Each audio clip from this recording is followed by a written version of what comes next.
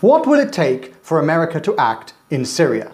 I was asked last week by a journalist whether I thought that now that Russia had involved itself in the Syrian civil war, that the Americans were more likely to get involved. You have to ask that question in a different way. You have to ask, what will it take for America to intervene in Syria? And when you ask it like that, it becomes a question of the threshold. What is the threshold of inhumanity before the outside world says this far and no further?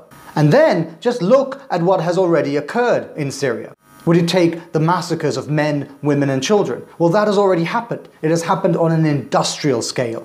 Would it take hundreds of thousands of civilians killed by bullets, by barrel bombs, by rockets? Well, that has already happened. Would it take cities destroyed, mass murder, organized rape, torture? Well, all of those things have already happened. They are happening right now. Would it take millions of people, an exodus of biblical proportions on the move? Would it take the straining of neighboring countries, of Turkey, of Lebanon, of Jordan? Would it take a red line on the use of chemical weapons, a line that the West has sought to enforce for nearly a century? Would it take the destabilization of the Arab world and of the European continent? Would it take a civil war that has created spaces for the enemies of America to organize, to gather, to plan? Because all of those things have occurred on Barack Obama's watch, and none of them has triggered an intervention. The conclusion has to be that America, under Barack Obama, will not intervene under any circumstances. And that is a very different message to be telegraphing to allies and to enemies in the Middle East and beyond it.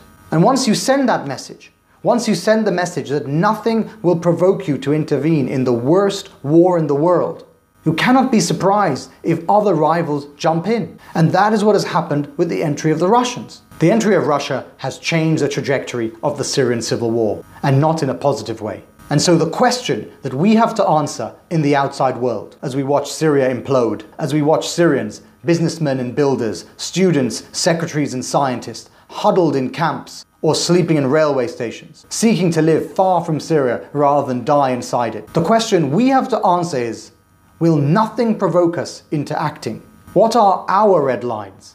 At what point do we look at the burning and the bleeding and the bombing and say, this far and no further?